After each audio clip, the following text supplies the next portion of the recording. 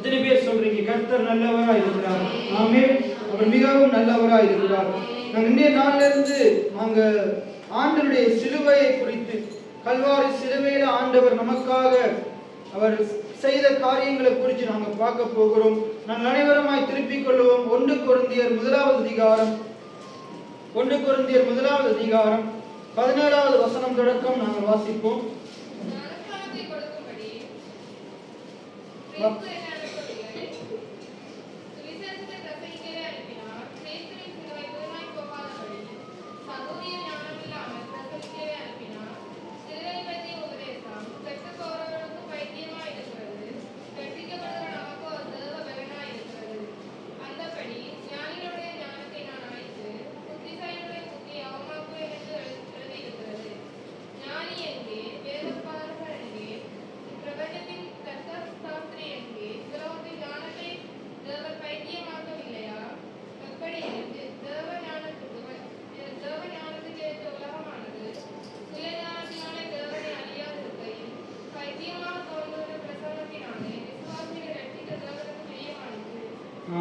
இதுல பாருங்க, இந்த 1 கொரிந்தியர் புஸ்தகத்தை பவுல் தான் எழுதுகிறார். இந்த நிருபத்தை பவுல் எழுதுகிறார். பவுல் எழுதின 14 நிருபங்கள்ல ஒரு நிருபம் தான் இந்த கொரிந்தியருக்கு எழுதின நிருபம். இந்த நிருபத்துல பவுல் இந்த இடத்துல நாங்க வாசித்த பகுதிகளில் சொல்லுகிற நீங்க வார்த்தைகளை நீங்க கவனித்து பார்ப்பீங்கன்னா, அவர் சொல்றாரு, இந்த உலகத்தின் ஞானத்தை தேவன் எப்படி மாற்றினாரா? பைத்தியமாக்கினாரா. இப்ப பவுலை நீங்க எடுத்துக்கொண்டீங்கன்னா, அவர் இந்த உலகத்தின் ஞானத்தின் அடிப்படையில உலகத்திலேயே இருக்கிற கல்விமான்களின் அவங்கள நிறுத்தி பார்க்கும்போது, ஒப்பிட்டு பார்க்கும்போது, அந்த நாட்கள்ல பவுல் சவுலா இருக்கும்போது நன்கு கற்று இருந்தவரா இருந்தார். அவர் வந்து ஒரு வேத பாடகரா இருந்தாரு. அவர் பரிசேயரா இருந்தாரு. அவர் ஒரு ஞானியா இருந்தார். நாங்க பார்க்கிறோம், அவர் வந்து அந்த காலத்துல வாழ்ந்த நபர்கள்ல பவுல் எல்லா ஜூத மத சட்டங்களா இருக்கலாம், சகலவற்றையும் அவர் கற்று கை தேர்ந்தவரா இருந்தார். நல்ல படிச்ச ஒரு மனுஷனா இருந்தார். அவருக்கு கிரேக்க பாஷை தெரியும், எபிரேய பாஷை தெரியும். இப்படி அந்த காலத்தின் ஞானத்தின் அடிப்படையில பவுல் எல்லாவற்றிலும் சிறந்தவரா இருந்தார். ஆனா அப்படிப்பட்ட பவுலே சொல்றார் பாருங்க, ஆண்டவர் இந்த உலகத்தின் ஞானத்தை பைத்தியமாக்கினார். எத்தனை பேர் ஆமீன் சொல்றீங்க? அப்ப இன்னைக்கு நிறைய பேருக்கு இந்த சிலுவையை பற்றின உபதேசம் எப்படி இருக்குதுன்றா, அது ஒரு கட்டுக்கதை மாதிரி இருக்குது. இது ஒரு பைத்தியக்காரத்தனம் மாதிரி இருக்குது. இன்னைக்கு நாங்க ஆராதிக்கிற ஆண்டவர், நாங்க இன்னைக்கு நிறைய பேரால சொல்ல முடியல, ஆண்டவர் எங்களுக்காக அடிக்கப்பட்டார். நாங்க வணங்குகிற ஆண்டவர், அவர் தம்மையே பலியாக ஒப்பு கொடுத்தார், தம்முடைய இரத்தத்தையே நமக்காக சிந்தினார். இன்னைக்கு இது நிறைய பேருக்கு என்னத்தை வெட்கத்தை உண்டாக்குற விதமா இருக்குது. ஆனா இந்த இடத்துல சொல்லப்படுது பாருங்க, 17வது வசனம், அவர்களை பவுல் சொல்றாரு, ஞானஸ்தானத்தை கொடுக்கும்படி அல்ல, சுவிசேஷத்தை பிரசங்கிக்கும்படிக்கே அனுப்பினார். இப்ப பவுல் பிரசங்கிக்கிற சுவிசேஷம் என்னது? பவுல் பிரசங்கிக்கிற சுவிசேஷம் என்னதென்றால், இயேசு கல்வாரி சிலுவையில நாங்க நன்மைகளை பெற்றுக்கொள்ளும்படியாக, நாங்க வெற்றிய சுகத்தை, பாவ மன்னிப்ப, விடுதலையை, ரட்சிப்பின் நிச்சயத்தை, செழிப்ப, சுகத்தை பெற்றுக்கொள்ளும்படியாக அவர் நம்முடையதை அவர் ஏற்றுக்கொண்டார். எத்தனை பேர் ஆமென் சொல்றீங்க? நமக்கு வர வேண்டிய தண்டனையை இயேசு கிறிஸ்து கல்வாரி சிலுவையில ஏற்றுக்கொண்டார். அவர் அண்டையில் இருக்கிற சகல நல்ல காரியங்களையும் நமக்கு கொடுக்கும்படியாக அவர் அதை ஏற்றுக்கொண்டார். எத்தனை பேர் ஆமென் சொல்றீங்க? சுவிசேஷம் என்றது என்னென்றால் நற்செய்தி. அதான் நாங்க சொல்லுவாங்க, இங்கிலீஷ்ல சொல்லுவாங்க குட் நியூஸ். இயேசு பிறக்கும் போது அந்த சாஸ்திரிகள் எல்லாம் வரும்போது சொல்றாங்க, எல்லா ஜனத்துக்கும் மிகுந்த சந்தோஷத்தை உண்டாக்கும் நற்செய்தியை உங்களுக்கு அறிவிக்கிறேன். அப்ப இயேசுவினுடைய பிறப்பு அந்த எப்படிப்பட்ட செய்தியா? நற்செய்தியா இருக்கு. இதெல்லாம் சொல்லுங்க, நற்செய்தி. எத்தனை பேர் ஆமென் சொல்றீங்க? ஒவ்வொரு பிரசங்கமும் நம்முடைய வாழ்க்கையில அது நற்செய்தியா இருக்குது.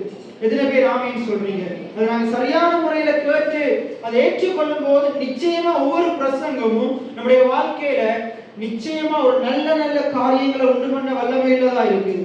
எத்தனை பேர் ஆமென் சொல்றீங்க? நிறைய பேர் பாருங்க, இதுல சொல்லப்படுது, இந்த உலகத்துல நிறைய பேர் இந்த பிரசங்கங்களை, ஆண்டவராக இயேசு கிறிஸ்துவ சிலுவையை பற்றி பிரசங்கம் பண்ணும் போது இந்த பிரசங்கங்களை நிறைய பேர் எப்படி என்றாங்களாம்? பைத்தியக்காரத்தனமா என்றாங்களாம், அற்பமா என்றாங்களாம். ஆனா இந்த பிரசங்கம் நான் என்ன செய்ய போகுது? நம்முடைய வாழ்க்கையில் இருக்கிற சகல சிறைப்பட்ட காரியத்திலிருந்தும் நமக்கு ரட்சிப்பை அருள வல்லமையிலதான் இருக்குது. எத்தனை பேர் ஆமென் சொல்றீங்க? நீங்க கேட்கிற ஒவ்வொரு பிரசங்கங்களும் நிச்சயமா வீணா விருதா போகாது.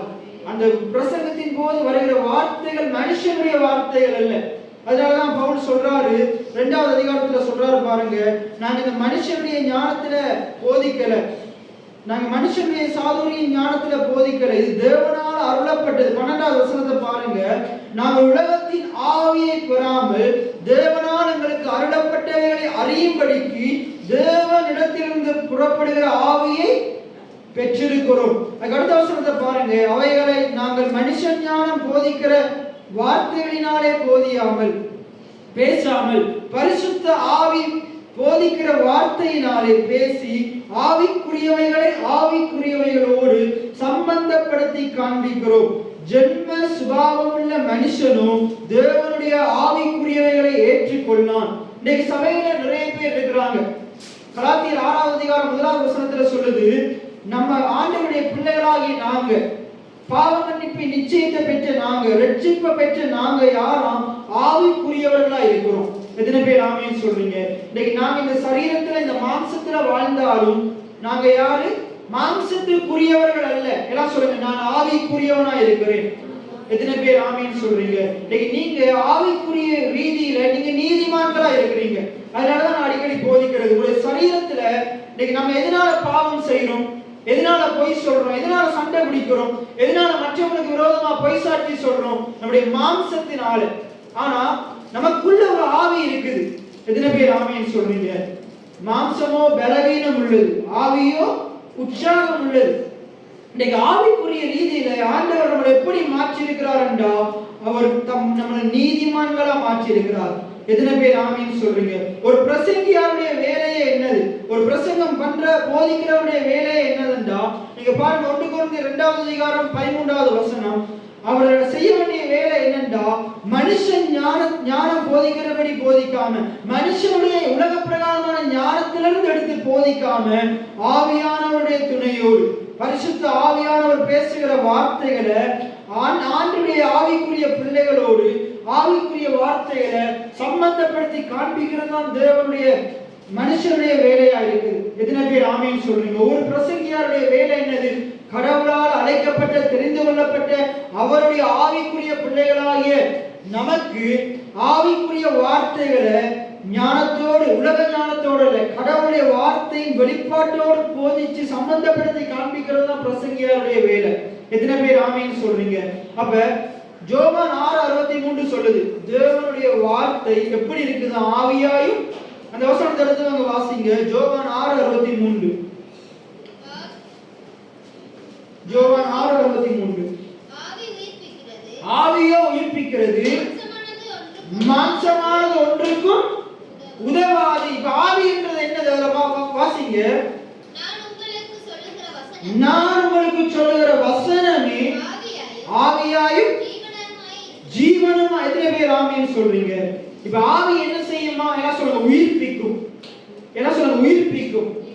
இப்ப ஆவி என்னது? நான் உங்களுக்கு சொல்லுகிற வசனமே ஆவியாயும் ஜீவனுமாயும் இருக்கிறது. ஆண்டவர் முழு உலகத்தையும் உண்டாக்கிட்டு எப்படி உண்டாக்கினாரு? வார்த்தையினால் உண்டாக்கினார். இப்ப மனுஷனை என்ன செய்யறாரு? மண்ணினால் உருவாக்குறாரு. அவனுக்கு ஜீவ சுவாசத்தை ஊதுறாரு. அதாவது ஜீவ சுவாசத்தை ஊதுறாருண்டா ஜீவனை பேசுறாரு. மண்ணினால ஆன சரீரத்தை பார்த்து என்னத்தை பேசுறாரு? ஜீவனை பேசுறாரு, ஆவியை பேசுறார். ஜீவனை பேசும்போது அவரிடத்திலிருந்து ஆவி புறப்பட்டு அந்த வார்த்தையின் ஊடாக ஜீவனற்று கிடந்த அந்த மட்பாண்டம் போல கிடந்த அந்த மனுஷனுடைய சரீரத்துக்குள்ள, மண்ணினாலான சரீரத்துக்குள்ள தேவனுடைய ஆவி வார்த்தை மூலமா போகுது. எத்தனை பேர் ஆமென் சொல்றீங்க? எத்தனை பேருக்கு நான் சொல்றது விளங்குது? உங்களுடைய வாழ்க்கையிலையும் ஆண்டவருடைய வார்த்தையாகிய இந்த ஒவ்வொரு பிரசங்கங்களும் அதை செல்லும் போது அது உங்களுக்குள்ள ஜீவனை உண்டு பண்ண வல்லமையில இருக்குது. எத்தனை பேர் ஆமென் சொல்றீங்க? உங்களுடைய வாழ்க்கையில ஜீவன் வெளிப்படுறதுக்கு முன்னுக்கு அது முதலாவது உங்களுடைய ஆவியில ஆத்மாவில வெளிப்பட வேண்டும். உங்களுடைய மாம்சத்துல ஆண்டுடைய ஜீவன் வெளிப்பட முன்னுக்கு, ஆண்டுடைய சுகம் வெளிப்பட முன்னுக்கு, நீங்க மாம்ச ரீதியா செழிப்ப அனுபவிக்கிறதுக்கு முன்னுக்கு, அதான் 3 யோவான்ல 2வது வசனம் சொல்லுது, பிரியமானவனே உன் ஆத்மா வாழ்வது போல. எத்தனை பேர் ஆமென் சொல்றீங்க? ஆத்மா வாழ்வது போல நீ எல்லாவற்றிலும் வாழ்ந்து சுகமாய் நீ இருக்க கடவாய் என்று அங்க வென்றார். அப்ப முதலாவது நம்முடைய ஆவிக்குரிய பிள்ளைகளாக நம்முடைய வாழ்க்கையில நம்முடைய ஆத்மா, நம்முடைய மனது வாழ்ந்து சுகித்திருக்க வேண்டும். எத்தனை பேர் ஆமேன்னு சொல்றீங்க? அப்ப இந்த நம்முடைய ஆத்மா வாழணுமா இருந்தா நமக்குள்ள இருக்கிற ஆவி, அந்த ஆவிக்கு தேவையான ஆவிக்குரிய உணவாகிய வார்த்தையினால நாங்க அனுதினமும் போஷிக்கப்பட வேண்டும். எத்தனை பேர் ஆமேன்னு சொல்றீங்க? அந்த வார்த்தைகளை தொடர்ந்து கேட்டுக்கொண்டே இருக்கணும். இப்ப நம்முடைய ஆவிக்குள்ள போகிற அந்த வார்த்தை என்ன செய்யுது? நம்முடைய இருதயத்துக்குள்ள இருந்து என்ன செய்யுது? நம்முடைய மனதுக்குள்ள, ஆத்மாவுக்குள்ள என்ன செய்யப்படுது? கடத்தப்படுது. இப்ப அந்த ஆத்மாவுக்குள்ள கடத்தப்பட்டு நாங்க என்ன செய்யறோம்? அதையே பேசிட்டு சிந்தித்து கொண்டிருக்கும் போது, தியானிச்சு கொண்டிருக்கும் போது, அதான் சங்கீதத்துல சொல்லப்படுது. என்ன சொல்லப்படுது? நீ இதே தியானித்துக் கொண்டிருப்பாயாக. ஜோசுவா 1:8 சொல்லப்படுது, இவைகளையே இரவும் பகலும் தியானித்துக் கொண்டிருப்பாயாக, அப்பொழுது நீ உன் வழியை வாய்க்க பண்ணுவாய், புத்திமானாயும் நடந்து கொள்ளுவாய். இன்னைக்கு பாருங்க, ஆவிக்குரிய காரியங்களை என்ன செய்த பிரசங்கத்தின் மூலமாக ஆண்டவர் என்ன செய்றார்? அவருடைய வார்த்தையாகிய ஆவிக்குரிய உணவை நமக்கு என்ன செய்றார்? கற்று தந்து கொண்டிருக்கிறார். நிறைய பேருக்கு இந்த பிரசங்கங்கள் கேட்கிறது, ஆண்டுடைய வார்த்தையை கேட்கிறதுண்டா அது என்னமோ பைத்தியக்காரத்தனம் மாதிரி தெரியுது. ஆனா யார் யாரெல்லாம் ஆண்டுடைய வார்த்தைக்கு கவனமா செவி கொடுக்கிறீங்களோ, இன்றைக்கு உங்களுக்கு பைத்தியமா தோன்றுகிற இந்த வார்த்தை தான் ஒரு நாள் உங்களுக்கு குழியிலிருந்து தூக்க போகுது. எத்தனை பேர் ஆமேன்னு சொல்றீங்க? ஆண்டவர் யோசேப்போடு பேசின அந்த சொப்பனம் தான் அவனை என்ன செய்தது? பெரிய ஒரு அதிகாரியா, அதிபதியா மாத்திச்சு. ஆண்டவர் தாவீதுக்கு சொன்ன வார்த்தை தான் தாவீதை என்ன செய்து அசையாத ஒரு நிலையான சிங்காசனத்துக்குள்ள கொண்டு போச்சு. எத்தனை பேர் ஆமேன்னு சொல்றீங்க? இன்னைக்கு தேவனுடைய வார்த்தையை நீங்க தொடர்ந்து கேட்டுக்கொண்டிருப்பீங்களா இருந்தா, உலகத்தின் கண்கள்ல இந்த பிரசங்கங்கள் பைத்தியமா தெரியலாம். ஆனா ஆண்டுடைய பிள்ளைகளாகி நமக்கு ஒரு தெளிவு இருக்க வேண்டும். இந்த பிரசங்கம் பைத்தியக்காரத்தனம் அல்ல. இந்த பிரசங்கம் என்னுடைய வாழ்க்கையை, என்னுடைய குடும்பத்தின் வாழ்க்கையை, என்னுடைய சபையை, என்னுடைய வேலையை, நான் தொழில் செய்கிற இடங்கள்ல என்னை உயர்த்த வல்லமையில்தான் இருக்குது. எத்தனை பேர் விசுவாசிக்கிறீங்க? அப்ப இப்ப நீங்க திருப்பிக் கொள்ளுங்க. 1 கொரிந்தியர் 1:17 சுவிசேஷத்தை பிரசங்கிக்கவே அவர் என்ன செய்தாராம்? ஆண்டவர் என்ன செய்தாராம்? பவுலை அனுப்பினாராம். அவர் என்னத்துக்கு அனுப்பினாராம்? சுவிசேஷத்தை பிரசங்கிக்கவே. சுவிசேஷம்னா என்ன? நற்செய்தியை பிரசங்கிக்கவே. எது நற்செய்தி? ஆண்டவராகிய இயேசு கிறிஸ்து அவர் விசுவாசிக்கிற பிள்ளைகளுக்காக யாவையும் செய்து முடித்தார். எத்தனை பேர் ஆமேன்னு சொல்றீங்க? விசுவாசத்தினால் நீதிமான் பிழைப்பான். பவுல் அடிக்கடி சொல்றாரு, நான் விசுவாசத்தினால் நீதிமான் பிழைப்பான், பின்வாங்கி போவானால் அவர் மேல் ஆத்துமா பிரியமா இராது. சுவிசேஷம் என்றது என்னென்றா, குமாரனாகிய இயேசு கிறிஸ்துவை பற்றினதான நல்ல செய்தி தான். அவர் தம்மை விசுவாசிக்கிற, தம்மை நம்புகிற, அவருடைய இரத்தத்தை விசுவாசிக்கிற பிள்ளைகளுக்கு செய்கிற நல்ல காரியங்கள் என்னவென்று பிரசங்கிக்கிறது தான் சுவிசேஷமா இருக்குது. சுவிசேஷத்தை பிரசங்கிக்கவே அனுப்பினார். கிறிஸ்துவின் சிலுவை வீணாய் போகாதபடிக்கு சாதுரிய ஞானம் இல்லாமல் பிரசங்கிக்கவே அனுப்பினார். இன்னைக்கு பாருங்க, ஆண்டுடைய சிலுவை மரணம் வீணா போக கூடாதுண்டா உலகத்தின் ஞானத்தின் அடிப்படையில பிரசங்கம் பண்ணி கொண்டிருக்கிற சபையில் இருந்தா நம்ம வளரவே முடியாது. இன்னைக்கு நிறைய இடங்கள்ல பாருங்க பிரசங்கிக்கப்படுது, சுவிசேஷம் என்று சொல்லிட்டு எதையோ பிரசங்கிக்கிறாங்க. அதனாலதான் எந்த வளர்ச்சியும் காணல. நேற்றைய தினத்துல நான் ஒரு கொழும்புல இருக்கும்போது ஒரு அங்கிலிக்கன் திருச்சபையில இருந்து கொண்டிருந்தேன். அப்ப அங்க வேலை செய்கிற ஒரு நபர் வந்து என்னோட காய்ச்சி கொண்டு நிறைய நேரம் கதைச்சார். முந்தினாலும் நேற்று நிறைய நேரம் காய்ச்சி கொண்டிருந்தார். அவர் ஒரு காரியத்தை சொல்றாரு, இந்த சபை வந்து கிட்டத்தட்ட 200-300 வருஷம் பழமையான சபையாம். அந்த இடத்துல இருக்கிற அந்த சபை வந்து 200-300 வருஷம் பழமையான சபை. ஆனா 200-300 வருஷம் அந்த சபை பழமையா இருந்தும் இன்றைக்கு அந்த சபையில 80 விசுவாசிகள் தான் இருக்கிறாங்க. கடந்த ஒரு 10 வருடங்கள் எடுத்துக்கொண்டு 80 விசுவாசிகள் தான் இருக்கிறாங்க. அப்ப அவங்கள்ட்ட கேட்டேன், இவ்வளவு வருஷம் பழமையா அந்த சர்ச்சில் பாத்தீங்கன்னா, அந்த சர்ச்சு அழகான சர்ச், பழைய காலத்து முறைப்படி நல்ல அழகா செஞ்சிருக்கிறாங்க. அந்த சபைக்குள்ள பார்த்தா ஒரு குறையுமே இல்லை, எல்லாமே இருக்குது. ஆனா ஆத்துமாக்கள் இல்லை, 80 பேர் தான் இருக்கிறாங்க. ஆரம்பத்துல ஆயிரக்கணக்கான ஜனங்கள் இருந்தாங்க. ஆனா ஏன் இல்லாம போனாங்கண்டா, அங்க இருக்கிற சில பழைய விசுவாசிகள் அவரிடத்துல கேட்கும்போது, இவர் வந்து அந்த சபையில கிட்டத்தட்ட 25 வருஷமா வேலை செஞ்சு கொண்டிருக்கிறார். இவர் சொல்றாரு, இவங்க வர்றாங்க, வார்த்தையை பேசுறாங்க, பாட்டு படிக்கிறாங்க, காணிக்கையை போடுறாங்க, போயிடுறாங்க. போறதுக்கு முன்னுக்கு என்ன செய்யறாங்க, மற்றவனை குறிச்சு அந்த சபையில அதிகமா குறை பேசி, மற்றவனை பத்தி பேசாம அந்த இடத்துல இருந்து அவங்களுக்கு போகவே மாட்டாங்க. அவங்களுக்கு அந்த நாள்ல சபைக்கு வந்து அந்த சபைக்குள்ள இருந்து மற்றவங்களை பத்தி பேசுறாக்கி அந்த நாளே அவங்களுக்கு முடியாது. அவர் சொல்றாரு, இந்த 25 வருஷம் நான் வந்ததுல இருந்து பார்த்து கொண்டேதான் இருக்கிறேன் தம்பி, இவங்க பேசி பேசி பேசி பேசி பேசி மற்றவனை பத்தி பேசுறாங்க. அதான் யாக்கோபுல சொல்லப்படுது, இந்த நாவினாலே ஆண்டவரை துதிக்கிறோம், ஆண்டவருடைய சாயலாக படைக்கப்பட்ட மனுஷனை சபிக்கிறோம். அப்ப இதனால அந்த சபை வளராம கிடக்குது. இதனாலதான் அந்த சபையில குடும்பத்துல நிறைய பிரச்சனைகள். ஆனா அவர் சொல்றாரு, அந்த சபையில நல்லா காணிக்க கொடுப்பாங்க, ஆனா குடும்பத்துல பிரச்சனைகள் இருந்து கொண்டே இருக்கும், பிரிவினைகள் இருந்து கொண்டே இருக்கும். அப்ப அந்த சபை பாஸ்டரோட நான் அதுக்கு முதல் நாள் கார்ல ஒரு இடத்துக்கு என்னைய கூட்டிட்டு போயிட்டு இருந்தார். கூட்டிட்டு போகும்போது அவர் இங்கிலீஷ்ல ஒரு கோல்ல காய்ச்சி கொண்டிருக்கிறார், ஒரு போன்ல ஒரு கோல் காய்ச்சி கொண்டிருக்கிறார். காய்ச்சி கொண்டிருக்கும் போது அந்த அம்மா இங்கிலீஷ்ல சொல்றாரு, இங்கிலீஷ் சர்ச்சுக்கு, அந்த சர்ச்சு இங்கிலீஷ் சபை தான்.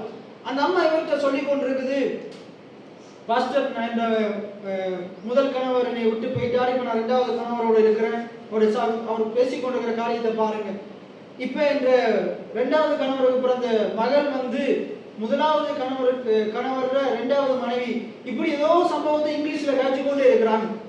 ஆனா அவங்க பாத்தீங்கன்னா பெரிய பாரம்பரிய கிறிஸ்தவர்கள். அவங்க பாஸ்டர் போன் எல்லாம் காய்ச்சி அவங்களுக்கு ஆலோசனையை சொல்லிட்டு முடிச்ச உடனே சில காரியங்களை அவர் என்ன செய்தாரு, இப்படித்தான் அந்த சபையில வளராத காரணமே இப்படிப்பட்ட காரியங்கள் தான். ஒருத்தரை மாத்தி ஒருத்தர் குறை பேசி பேசி குடும்பங்கள் பிரிஞ்சு மற்றவன் சொல்றதை நம்பி இப்படி பாத்தீங்கன்னா ஆவிக்குரிய வாழ்க்கையில ஏற்பட்ட சிதைவுகள் காரணமாக அவங்களுடைய வாழ்க்கையில பாருங்க நன்றாக இருக்க வேண்டிய குடும்பங்கள் பிரிந்து போனது. நம்முடைய வாழ்க்கையில பாருங்க சுவிசேஷம்ன்றது மிகவும் முக்கியம். இந்த சுவிசேஷம் நம்முடைய குடும்பங்களை கட்டியெழுப்பக்கூடியது. எத்தனை பேர் ஆமீன் சொல்றீங்க? ஒரு மனம் இல்லாம இருக்கிற குடும்பத்துல ஒரு மனதை கொடுக்கும். எத்தனை பேர் ஆமீன் சொல்றீங்க? இந்த சுவிசேஷத்தை சரியான முறையில பிரசங்கிக்கும் போது அங்க பாத்தீங்கன்னா அன்பு கட்டியெழுப்பப்படும். எத்தனை பேர் ஆமீன் சொல்றீங்க? இதுல வாசிங்க, சுவிசேஷத்தை பிரசங்கிக்கவே அனுப்பினார். கிறிஸ்துவின் சுவிசேஷம் சிலுவை வீணாய் போகாதபடி, எல்லாம் சொல்லுங்க, கிறிஸ்துவின் சிலுவை வீணாய் போகாதபடி சாதுரிய ஞானம் இல்லாமல் பிரசங்கிக்கவே அனுப்பினார். எத்தனை பேர் ஆமீன் சொல்றீங்க? உலகத்தின் ஞானத்தின் அடிப்படையில் அல்ல, உலக சாதுரிய ஞானத்தின் அடிப்படையில் அல்ல, தேவனுடைய ஞானத்தின் அடிப்படையில், அவருடைய வார்த்தையின் அடிப்படையில் சுவிசேஷத்தை பிரசங்கிக்கவே ஆண்டவர் ஊழியக்காரர்களை தெரிஞ்செடுத்திருக்கிறார். எத்தனை பேர் ஆமீன் சொல்றீங்க? ஆண்டவருடைய பிள்ளைகளாக நாங்க அப்படிப்பட்ட சபைகள்ல அப்படிப்பட்ட வெளிப்பாடுள்ள ஊழியக்காரருடைய இடத்திலிருந்து நாங்க வார்த்தைகளை ஏற்றுக்கொண்டு கற்றுக்கொள்ளும் போது நிச்சயமா நாங்க கேட்கிற சுவிசேஷம் நம்முடைய சூழ்நிலைகளை மாற்ற வல்லமையிலதான் இருக்குது. எத்தனை பேர் ஆமீன் சொல்றீங்க? அப்ப நம்முடைய சூழ்நிலைகளை மாற்ற வல்லமையிலதான் இருக்குது. நிறைய பேர் உங்களுடைய வாழ்க்கையில நீங்க கவனமா இந்த சுவிசேஷத்துக்கு செவி கொடுக்கலாட்டி நீங்க கேட்கிற சுவிசேஷம் உங்களுடைய வாழ்க்கையில நிறைவேற போறதே இல்லை. கிறிஸ்துவின் சிலுவை வீணாய் போகாதபடிக்கு ஆண்டுடைய பிள்ளைகளாகி விசுவாசிகளாகி நாங்க என்ன செய்யணும்? சுவிசேஷம் சரியான முறையில பிரசங்கிக்கப்படும் போது அதை கவனமா காது கொடுத்து கேட்கணும். எத்தனை பேர் ஆமீன் சொல்றீங்க? கவனமா காது கொடுத்து கேட்கணும். பாருங்க, செவி கொடுக்கறத பத்தி வேதத்துல நிறைய பகுதிகள் சொல்லப்படுது. கேட்கிறதுக்கு காதுள்ளவர் கேட்க கடவான் என்று ஆண்டவருடைய வார்த்தை சொல்லுது. நீ தேவாலய பிரசங்கி 5ல சொல்லப்படுது, நீ தேவாலயத்துக்கு போகும்போது உன் நடைகளை காத்துக்கொள். என முட்டாள் பலியிடுவதை போல பலியிடுவதை பார்க்கிலும் என்ன செய்ய சொல்லுது? செவி கொடுக்க சேர்வதே நலம். நாங்க கடந்த நாட்கள்ல பார்த்தோம், உள்ள செவி கொடுக்க சேர்வதே நலம். நிறைய பேர் உள்ள இருக்கிறாங்க, ஆனா என்ன செய்யறது இல்லை? செவி கொடுக்கிறதே இல்லை. செவி கொடுக்காததாலதான் சுவிசேஷத்தை பாஸ்டர் எவ்வளவு அழகா பிரசங்கம் பண்ணினாலும், எவ்வளவு வெளிப்பாடோட பிரசங்கம் பண்ணினாலும், எவ்வளவு மணி நேர கணக்கா பிரசங்கம் பண்ணினாலும் ஜனங்கள் ஒழுங்கா செவி மடுக்காததாலதான் அந்த சுவிசேஷம் அவருடைய வாழ்க்கையில எந்த நன்மையையும் மாற்றத்தையும் கொண்டு வருவதே இல்லை. சுவிசேஷத்துக்குள்ள வல்லமை இருக்குது, ஆண்டுடைய வார்த்தைக்குள்ள ஜீவன் இருக்குது. ஆனா கேட்கிற மனுஷனுடைய இருதயம் 4 விதமான நிலங்களை போல இருக்குது. இன்றைக்கு உங்களுடைய நிலங்கள், இருதயமாகிய நிலம் எப்படிப்பட்டதா இருக்குது? இந்த ஆண்டுடைய வார்த்தையாகிய இந்த சுவிசேஷத்தை எப்படி ஏற்றுக்கொள்ளுது? அதை உள்ள எடுத்துக்கொள்ளுதா? நீங்க ஆராய்ந்து பார்க்க வேண்டும். அப்ப உங்களுடைய வாழ்க்கையில நீங்க கேட்கிற சுவிசேஷம் வீணா போகக்கூடாதுண்டா, விருதா போகக்கூடாதுண்டா.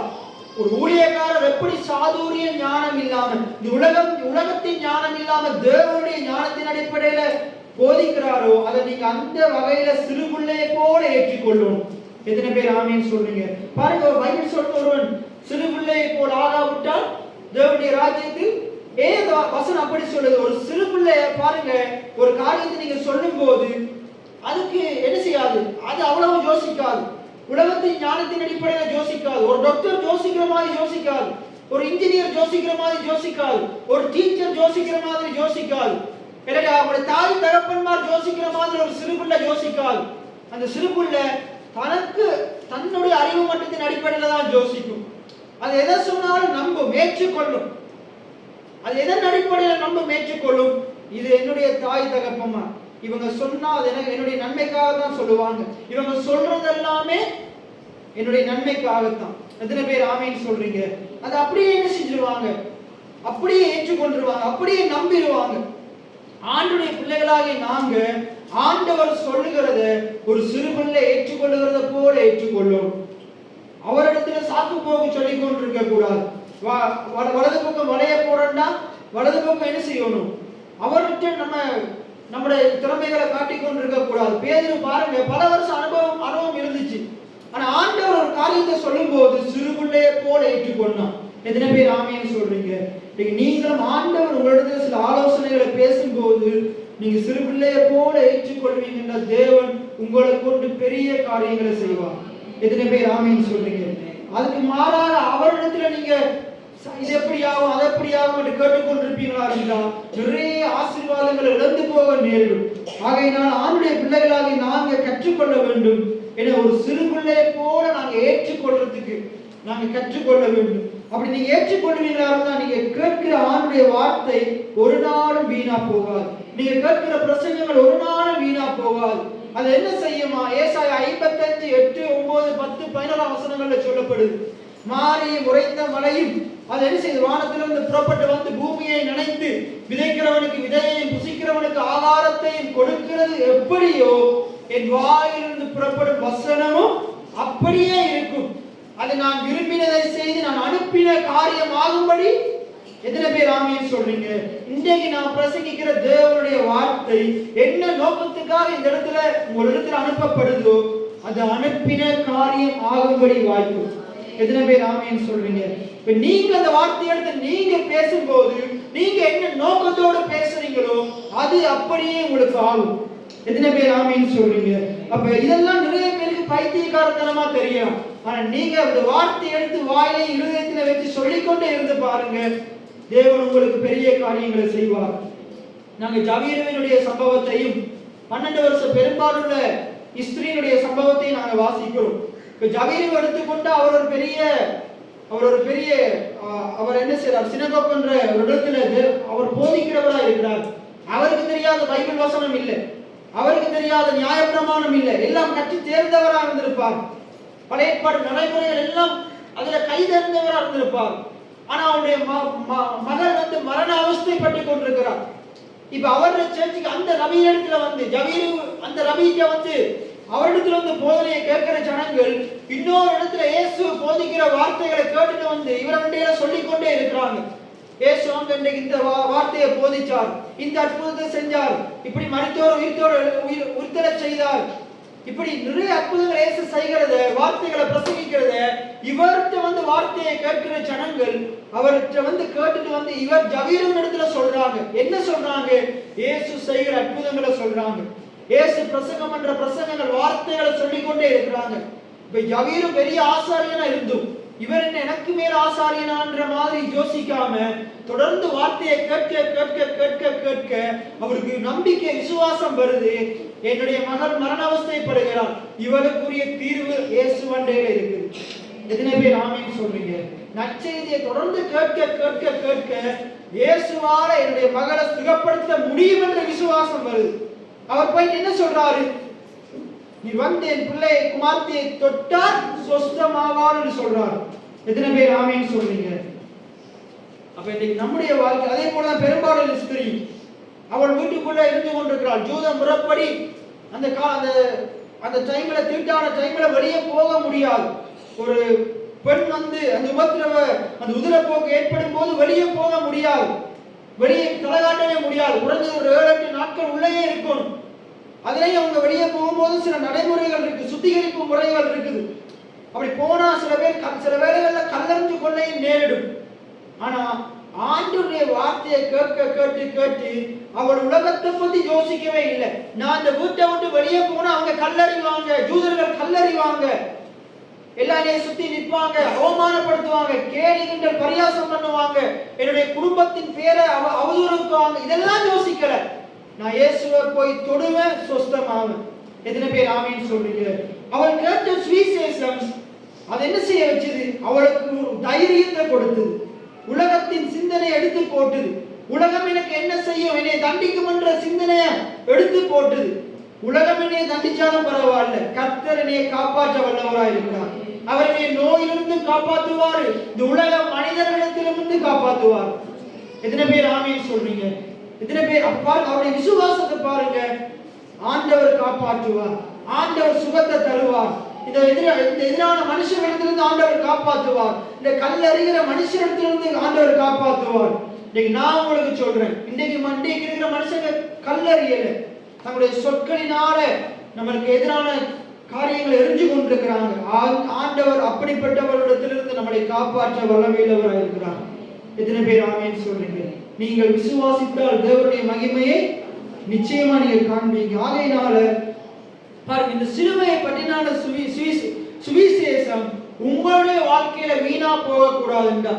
இன்னைக்கு நான் பண்ணுகிற பிரசங்கங்கள், நீங்க கேட்கிற பிரசங்கங்கள் உங்களுடைய வாழ்க்கையில வீணா போகாம நிறைவேறணுமா இருந்தா நீங்க கவனமாக ஆண்டுடைய சமூகத்துக்குள்ள வந்து அவருடைய வார்த்தைகளை செவி கொடுக்க வேண்டும். எத்தனை பேர் ஆமீன் சொல்றீங்க? எப்படி அடுத்த வசனத்துக்கு போவோம். அப்ப சாதுரிய ஞானம் இல்லாமல் அப்ப பிரசங்கிமார் என்ன செய்யணும்? உலக ஞானத்தின் அடிப்படையில பிரசங்கம் பண்ணக்கூடாது, சாதுரிய ஞானம் இல்லாம பிரசங்கம் பண்ணணும். அப்ப நேற்றைய தினத்துல அந்த நபரிடத்துல கேட்டேன், இப்படி அவங்க மச்சாட்டை குறிச்சு கதைக்கிறாங்களே, உங்களோட பாஸ்டர் கண்டிக்க மாட்டாரா, சொல்ல மாட்டாரா? அவர் சொல்றாரு, இப்படித்தான் நிறைய பேர் புத்தி சொல்ல போய் பாஸ்டரையே மாத்திட்டாங்க. அவங்களோட பிஷப், பெரிய பிஷப் வந்து என்ன செஞ்சிட்டாரு? பாஸ்டரையே மாத்திட்டார். எப்பயுமே அவங்க என்ன செய்யணும்? ஜனங்களுக்கு பூசி கொடுக்குற மாதிரி தான் கதைக்கணும். அப்படி ஃபாதர், பெரிய ஃபாதர் சொல்லுவாராம், இல்லை இல்லை நீங்க ஜனங்கள் அப்படியெல்லாம் ஏசக்கூடாது, அவங்க அப்படிதான் வந்து பேசுவாங்க, நீங்க ஜனங்கள் ஒழுங்கா வரணும் மாதிரி தான் நீங்க என்ன செய்யணும்? ஜனங்களுக்கு ஏற்ற மாதிரி இருந்துட்டு போயிடணும் அப்படின்னு அவர் சொன்னார். அப்ப நான் சொன்னேன், இதனாலதான் இதுவும் ஒரு காரணம் சபை வளராது. எத்தனை பேர் ஆமீன் சொல்றீங்க? சில நேரங்கள்ல ஆண்டவர் நம்மளை என்ன செய்வார்? சீர்திருத்தத்துக்காண்டி நம்முடைய ஊழியக்காரர்கள் மூலமாக சில கண்டிப்புகளை வழங்குவார். அதை ஞானமா ஏற்றுக்கொள்ள பழகும். எத்தனை பேர் ஆமீன் சொல்றீங்க? அப்ப வீணாய் போகாதபடிக்கு சாதுரிய ஞானம் இல்லாமல் பிரசங்கிக்கவே அனுப்பினார். சில நேரங்கள்ல ஆண்டுடைய வார்த்தையை நீங்க கேட்கிற, நீங்க சில வார்த்தைகளை நீங்க கேட்கும் போது உங்களுக்கு ஒரு காரியம் தெரிஞ்சிருக்கும். நீங்க உலக ஞானத்தின் அடிப்படையில் உங்களுக்கு தெரிஞ்சதன் அடிப்படையில, இப்ப பவுல் இல்ல பேதுருவுக்கு தெரிஞ்சதன் அடிப்படையில நான் முழுவதும் நான் பிரயாசப்பட்டிருக்கிறேன், இப்ப போனாலும் மீன் கிடைக்க போறது இல்லை. அவருடைய ஞானத்தின் அடிப்படையில, அவருடைய எத்தனையோ வருஷ அனுபவத்தின் அடிப்படையில மீன் கிடைக்க போறது இல்லை. ஆனா ஆண்டவர் வந்து ஒரு சுவிசேஷத்தை சொல்றாரு, பிரசங்கம் பண்றாரு, படகுல ஏறி பிரசங்கம் பண்றாரு. அவருடைய வார்த்தையை கேட்கும்போது அவர் சொல்றாரு, இல்லன்னு சொல்லாத, முடியாதுன்னு சொல்லாத, இல்லாதவைகளை இருக்கிற விதமா அல்ல. ஆண்டவர் பிரசங்கம் பண்ணும்போது இவனுக்கு கேட்க நல்லா தான் இருக்குது, ஆனா இது எப்படி ஆகும்ன்ற மாதிரி ஒருவேளை வந்திருக்கோ தெரியல. ஆனாலும் அவன் சொல்றான், உங்களுடைய வார்த்தையின்படி எனக்கு ஆக கடவுள். இன்றைக்கும் பாருங்க, இந்த பிரசங்கங்களை கேட்கும் போது உங்களுக்கு இதெல்லாம் நடக்குமா பினதாசன்ற மாதிரி இருக்கலாம். ஆனா இந்த உங்களுடைய வார்த்தையின்படி எனக்கு ஆக கடவுள் யார் யாரெல்லாம் ஏற்றுக்கொள்றீங்களோ அந்த வார்த்தையின்படி நீங்க பலனை புசிப்பீர்கள். எத்தனை பேர் ஆமீன் சொல்றீங்க? நீதிமொழிகள்ல சொல்லப்படுது, அவனவன் தன் வாயின் பலனால் நன்மையை புசிப்பான், உதடுகளின் விளைவினால். அந்த நீதிமொழிகள் 18ஆம் அதிகாரம் 20-21 வசனத்தில் இருக்குது. எடுத்தவங்க வாசிங்க. நீதிமொழிகள், அவனவன் வாயின் பலனால் அவனவன் வயிறு நிரம்பும், அவனவன் உதடுகளின் விளைவினால் அவனவன் திருப்தியாவான். வாயின் பலன் உதடுகளின் விளைவு. என்ன சொல்லுங்க? வாயின் பலன் உதடுகளின் விளைவு. நம்ம என்னத்தை பேசுறோமோ அப்படித்தான் நம்முடைய வாழ்க்கையில நடக்க போகுது. அதுதான் அந்த வசனம் சொல்லுது. நீ வாயில என்னத்தை பேசுறியோ உன்னுடைய வாழ்க்கையில அதுதான் நடக்க போகுது. ஆகையினால இங்கேயும் அப்படித்தான். நீங்க கேட்கிற சுவிசேஷத்தை கவனமா கேட்டு அதை நீங்க பேசுறதுக்கு கற்றுக்கொள்ள வேண்டும். அதை நீங்க பேசும்போது இது இந்த இதன்படி சரியா புரியான்னு யோசிக்க கூடாது. ஆண்டவர் ஒரு காரியத்தை சொல்லுவாரா இருந்தா அது எப்பயுமே சரியாக தான் இருக்கும். எத்தனை பேர் ஆமீன் சொல்றீங்க? அது என்னுடைய நன்மைக்காக மட்டும்தான் இருக்கும். எத்தனை பேர் ஆமீன் சொல்றீங்க? அடுத்த வசனத்துக்கு போவோம். சிலுவை பற்றினதான உபதேசம் கெட்டு போகிறவர்களுக்கு பைத்தியமா இருக்கிறது, ரட்சிக்கப்படுகிற நமக்கோ அது தேவ பலனா இருக்கிறது. இதுல பாருங்க, ரட்சிக்கப்பட்ட நமக்கோன்னு சொல்லல, ரட்சிக்கப்படுகிற நமக்கோ. இன்னைக்கு நாங்க நம்ம எல்லாம் ரட்சிக்கப்பட்டவர்களா, ரட்சிக்கப்பட போகிறவர்களா, ரட்சிக்கப்பட்டு கொண்டிருக்கிறவர்களா? ரட்சிக்கப்பட்டவர்கள். ஆவிக்குரிய ரீதியில இந்த இடத்துல இருக்கிற ஒவ்வொருவரும் குமாரனாகிய இயேசு கிறிஸ்துவ வாயினால் அறிக்கை செஞ்சு இருதயத்துல விசுவாசிக்கிற ஆட்களா நீங்க இருப்பீங்களா இருந்தா, ஆவிக்குரிய ரீதியில இந்த இடத்துல இருக்கிற ஒவ்வொருவரும் ரட்சிக்கப்பட்டவர்களா இருக்கிறீங்க, அழைக்கப்பட்டவர்களா இருக்கிறீங்க, பரிசுத்தமாக்கப்பட்டவர்களா இருக்கிறீங்க, நீங்க தெரிந்து கொள்ளப்பட்டவர்களா இருக்கிறீங்க, நீதிமான்களாக்கப்பட்டவர்களா இருக்கிறீங்க, இரத்தத்தினால கழுவப்பட்டவர்களா இருக்கிறீங்க, அவருடைய பிள்ளைகளா இருக்கிறீங்க, வாக்குத்தத்தத்துக்கு சுதந்திரரா இருக்கிறீங்க. எத்தனை பேர் ஆமென் சொல்றீங்க? அப்ப இந்த வசனம் என்ன சொல்லுது? ரட்சிக்கப்படுகிற. இது எதை குறித்து சொல்லுது? நம்முடைய ஆத்ம ரட்சிப்பை குறித்து சொல்லுது. எத்தனை பேர் ஆமென் சொல்றீங்க? இன்னைக்கு ஆவிக்குரிய ரீதியில ரட்சிக்கப்பட்டிருக்கிற நாம தொடர்ந்து வார்த்தைகளை, பிரசங்கங்களை கேட்க கேட்க கேட்க கேட்க நம்முடைய ஆத்மா மூலமா நம்முடைய மனது என்ன செய்யப்பட்டு கொண்டிருக்குது? ரட்சிக்கப்பட்டு கொண்டிருக்குது. எத்தனை பேர் ஆமென் சொல்றீங்க? அதான் ரோமர் 12:2 சொல்லுது, தேவனுடைய நன்மையும் பிரியமும் பரிபூரண சித்தம் இன்னதென்று பகுத்தறியத்தக்கதாக நம்முடைய ஆத்துமா, நம்முடைய மனம் புதிதாகுதான். ஆண்டுடைய வார்த்தையை கேட்க கேட்க என்ன நடக்குது? எல்லாம் சொல்லுங்க, மனம் புதிதாகுது, ஆத்துமா புதிதாகுது. எத்தனை பேர் ஆமென் சொல்றீங்க? மனம் புதிதாகிறதுனாலே மறுரூபமாக்கப்படுவோம். மறுரூபமாக்கப்படுறது என்னண்டா, ஒரு கூட்டுப்புழு வண்ணத்தி பூச்சியா மாறுறது. இப்ப பாருங்க, நம்ம கூட்டுப்புழுவா இருக்கும்போது அதை போய் தொடுவோமா? அதுக்கு பின்னால போவோமா? அதை ரசிப்போமா? சீப்போன்றோம். ஆனா அது வண்ணத்தி பூச்சியா இருக்கும்போது அதை என்ன செய்வோம்? ரசிக்கிறோம், போட்டோ எடுக்கிறோம், அதை பிடிக்கிறோம், அதை பார்த்து என்ன செய்யறோம்? அதை ரசிச்சு என்ன செய்யறோம்? அதை பத்தி நல்ல நல்ல வார்த்தைகளை சொல்றோம். ஒரு புழுவை பார்த்து வண்ணத்தி பூச்சிக்கு சொல்ற மாதிரி சொல்றோமா? சொல்றதே இல்லை. ஆனா ஒரு கூட்டுப்புழு குறிப்பிட்ட காலத்துல நிச்சயமா வண்ணத்தி பூச்சியா மாறும். எத்தனை பேர் ஆமென் சொல்றீங்க? அதே போலதான் ஒரு விசுவாசி தொடர்ந்து ஆண்டவர் காரியத்துக்குள்ள இருப்பானா இருந்தா, ஆண்டுடைய வார்த்தையினால் நிரப்பப்படுவானா இருந்தா, அவன் கூட்டுப்புழுவை போல அழுக்கானவனா இருக்க போறது இல்ல. அவனுடைய வாழ்க்கை வண்ணத்தி பூச்சியை போல அழகாக மாறும். எத்தனை பேர் ஆமென் சொல்றீங்க? நிச்சயமா அழகா மாறும். எத்தனை பேர்? அதான் மறுரூபமாக்கப்படுறது, டிரான்ஸ்ஃபர்மேஷன் சொல்லுவாங்க. அப்ப மனம் புதிதாகிறதுனாலே, அப்ப மனம் புதிதாகலாட்டி மறுரூபமாக்கப்பட முடியாது. அதான் ஆத்மா வாழ்வது போல நம்முடைய ஆத்மா வாழணும். அப்பதான் வாழ்க்கையில வாழ்ந்திருக்க முடியும், வாழ்க்கையில சுகத்தை அனுபவிக்க முடியும். அப்ப அதே போலதான் இந்த சுவிசேஷம் என்ன செய்யுது? நம்முடைய ஆத்மாவை முதலாவது வாழ வைக்குது. எத்தனை பேர் ஆமென் சொல்றீங்க? நான் அடிக்கடி சொல்ற இன்னொரு வசனம் இருக்குது, நீதிமொழிகள் 23:7. நீதிமொழிகள் 23:7 வாசிங்க.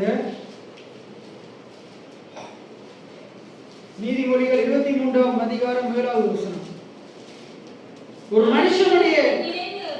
மனுஷனுடைய நினைவு எப்படியோ அப்படியே அவன் இருக்கிறான். இப்ப ஆண்டவருடைய வார்த்தையை ஆண்டவர் பேசும்போது அவர் என்ன செய்யறாரு? நம்முடைய நினைவுகளை எடுத்து போட்டு அவருடைய உயர்தரமான நினைவுகளை நமக்கு தருகிறார்.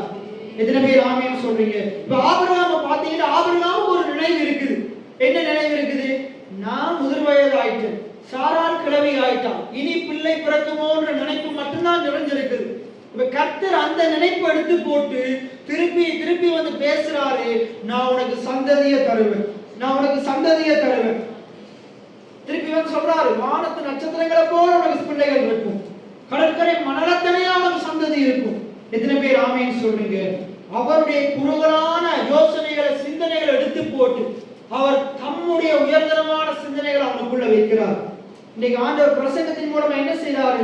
நமக்குள்ள இருக்கிற மட்டமான சில்லறைத்தரமான சிந்தனைகள் எடுத்து போட்டு அவருடைய உயரிய சிந்தனைகளை நமக்கு தர்றார். எத்தனை பேர் ஆமென் சொல்றீங்க? அப்ப இந்த காரியங்கள் நமக்கு நம்ப முடியாத மாதிரி இருக்கலாம். என்ன பேரா இருதயத்துல மாறினா வாழ்க்கையில மேல வந்துடலாமா? நிச்சயம் மேல வர முடியும். நான் அடிக்கடி இன்னொரு உதாரணம் சொல்றேன். அமெரிக்கா தேசத்துல ஒரு குறிப்பிட்ட காலத்துல ஒரு சபையார் ஒரு தீர்மானத்தை எடுத்தாங்களாம். நாங்க எங்களுக்கு ஆண்டவர் கொடுத்த எல்லா சொத்துக்களையும் வித்து என்ன செய்யணும், அவங்க பக்கத்துல இருக்கிற அந்த வறுமைப்பட்ட அந்த முழு பட்டணத்துக்கும் கொடுக்கணும். அதன்படி அவங்க தீர்மானம் எடுத்து தங்களுடைய சொத்துக்களை எல்லாம் வித்து எல்லாத்தையும் வித்து அவங்களுக்கு கொடுத்துட்டாங்களாம். ஒரு குறிப்பிட்ட வருஷத்துல அவங்க திருப்பி இருந்தபடி ஏழை ஆயிட்டாங்க, இவங்க திருப்பி இருந்தபடி மேல வந்துட்டாங்க. அதுக்கு அவங்க சொல்றாங்க, அந்த போதகர் சொல்றாரு, புத்தகத்துல எழுதின போதகர் சொல்றாரு, என்ன காரணம் என்றால் அவர்களுடைய மனநிலை, தவறான மனநிலை அவர்களை மறுபடியும் ஏழைகள் ஆக்கியது. இவர்களுடைய உயர்தரமான மனநிலை இவர்களை மறுபடியும் உயர வைத்தது. எத்தனை பேர் ஆமேன்னு சொன்னீங்க? அந்த உலகத்துல ஒரு பழமொழி சொல்லுவாங்க, உயர உயர பறந்தாலும் ஊர்க்குருவி பறந்தாக முடியாது. ஆனா நம்முடைய சிந்தனைகள் கழுகு, ஒரு கழுகு, அதாவது பைபிள்ல ஆண்டுடைய பிள்ளைகளை குருவிக்கு ஒப்பிடல. இப்ப எதுக்கு ஒப்பிடுறாங்க? கழுகுக்கு ஒப்பிடுறாங்க. நம்முடைய சிந்தனைகள் அப்படிப்பட்டதா இருக்க வேண்டும். கழுகு என்ன செய்யுமா, இந்த மழை காலங்கள்ல மேகத்துக்கு மேல பறக்கணும், மேகத்துக்குள்ள பறந்து கொண்டு தெரியாது. ஆனா காக்காவால ஏனைய பறவைகளால அவ்வளவு தூரத்துக்கு எழுப்பவே முடியாது. பைபிள் தெளிவா சொல்லுது. என்னத்தை சொல்லுது? ஆண்டவர் நம்மளை கழுகை போல உயரங்கள்ல பறக்க செய்வான். எத்தனை பேர் ஆமேன்னு சொல்றீங்க? அதே போல நம்ம சிங்கத்துக்கு ஒப்பிடுறாங்க, சிங்கத்தை போல. எத்தனை பேர் ஆமேன்னு சொல்றீங்க? அப்ப ஆண்டுடைய சுவிசேஷம் என்ன செய்யுது? சிலுவையை பற்றின சுவிசேஷம் என்ன செய்யுது? நமக்கு உயர்தரமான சிந்தனைகளை விதைக்குது. நம்முடைய ஆத்மாவுல முதலாவது ஒரு மறுரூபத்தை ஏற்படுது, நம்முடைய மனதில் ஒரு மறுரூபத்தை ஏற்படுது. இதுல பாத்தீங்க, சிலுவையை பற்றினதான உபதேசம் கெட்டு போகிறவர்களுக்கு எப்படி இருக்குதான்? பைத்தியமா இருக்குதான். இன்னைக்கு இந்த எத்தனையோ பேர் இருக்கலாம், இந்த பிரசங்கத்தை நீங்க எப்படி பாக்குறீங்கன்னு எனக்கு தெரியாது. உங்களுடைய மனம், உங்களுடைய ஆத்மா அந்த பிரசங்கத்தை ஏற்றுக்கொள்ளுதா ஏற்றுக்கொள்ளலையா? இதை நீங்க கவனிக்கிறீங்களா கவனிக்கலையா? இல்லை இங்க பார்த்து கொண்டு எங்கேயாச்சும் கவனத்தை வச்சிருக்கிறீங்களா? உங்களுடைய நினைவுகள் எங்கேயோ அலைய விடுறீங்களான்னு எனக்கு தெரியாது. ஆனா சகலத்தையும் அறிந்த ஆண்டவர் இருக்கிறார். அவர் உற்று நோக்கி கொண்டிருக்கிறார். வேதத்துல சொல்லுது, அவர் வானத்திலிருந்து தெரிசிறார், பூமி எங்கும் அவருடைய கண்கள் அது என்ன செய்து கொண்டு சகலரையும் சுற்றி பார்த்து கொண்டே இருக்கிறோம். அப்ப இன்னைக்கு நிறைய பேர் இந்த வார்த்தைகளை கவனமா கேட்காததால அவருடைய வாழ்க்கை கெட்டு போய் கொண்டிருக்குது. நான் இந்த இடத்துல இருக்கிற ஒவ்வொருவருக்கும் சொல்றேன், ஆணுடைய வார்த்தைக்கு கவனமா செவி கொடுங்க. வார்த்தை மேல உடைய சிந்தனையை வைங்க.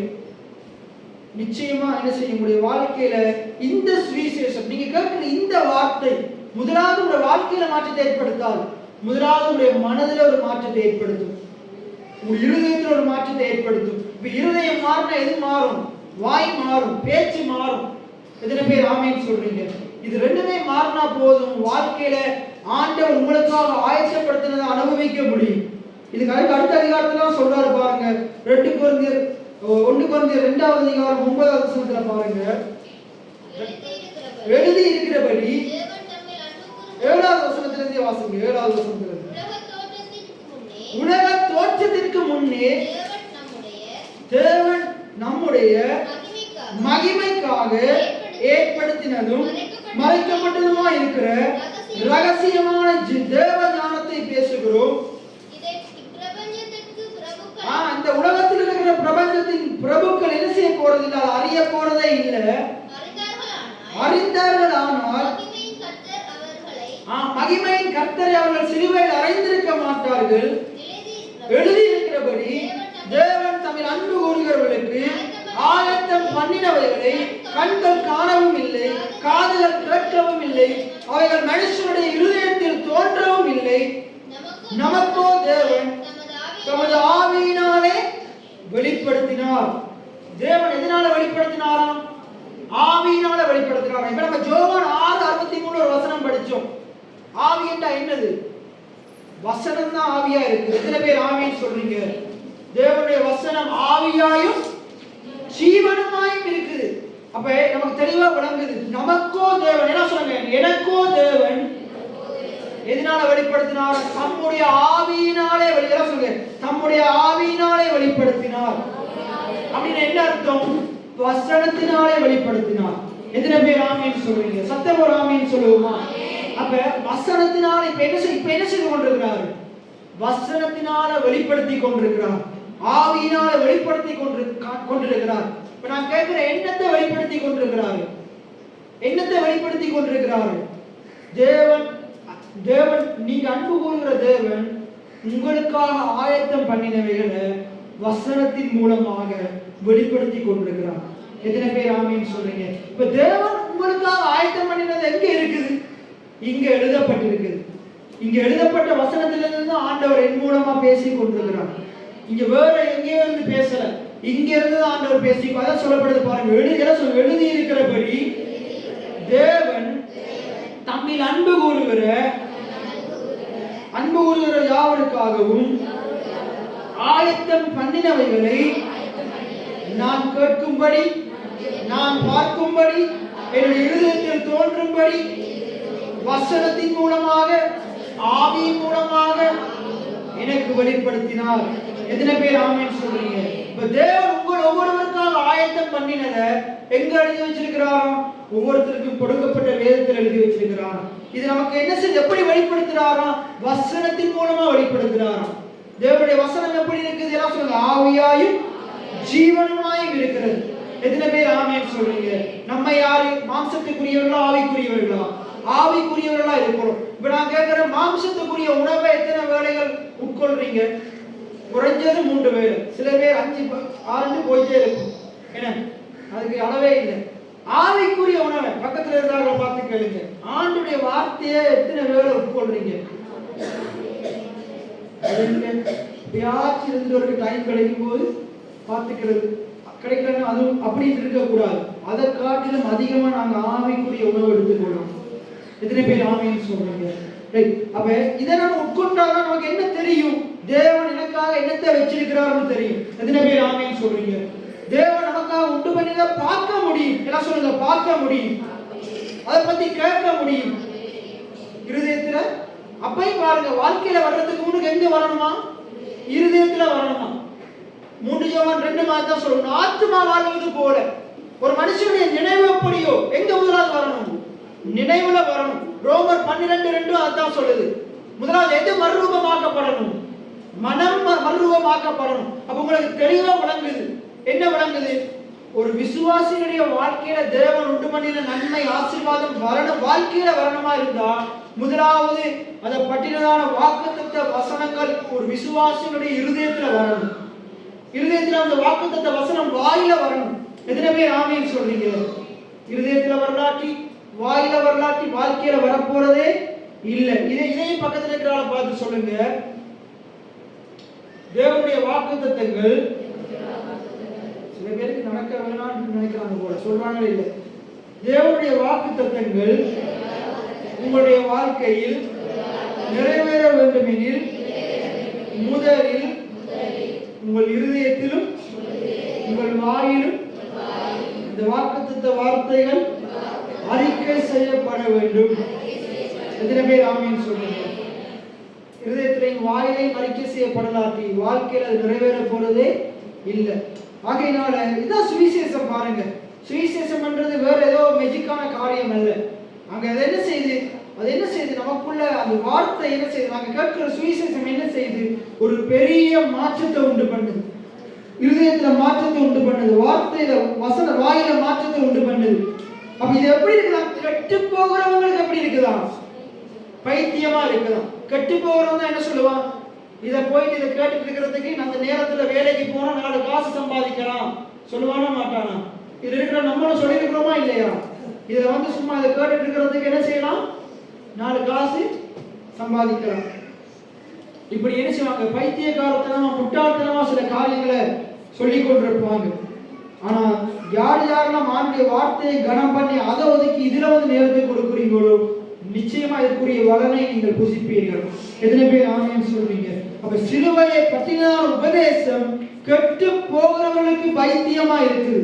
ஆனா ரட்சிக்கப்படுகிற நமக்கோ அது ரட்சிக்கப்படுகிற எனக்கோ தேவ பலனா இருக்குது. எத்தனை பேர் ஆமென் சொல்றீங்க? எந்த பலன் உண்டாகுது? முதலாவது மனதில பலன் உண்டாகுது. பாருங்க, ரட்சிக்கப்படுகிற. அப்ப இன்னைக்கு நம்ம எதுல ரட்சிக்கப்பட்டு கொண்டிருக்கிறோம்? ஆத்துமாவுல. எத்தனை பேர் ஆமென் சொல்றீங்க? ஆவியில ஏற்கனவே ரட்சிக்கப்பட்டவர்களா இருக்கிறோம். அதனாலதான் சபைக்குள்ள இருக்கிறோம். இன்னைக்கு ஆண்டவருடைய வார்த்தை மூலமா ஆண்டவர் எதை ரட்சிப்புக்குள்ள நடத்தி கொண்டிருக்கிறாரு? நம்முடைய ஆத்துமாவை.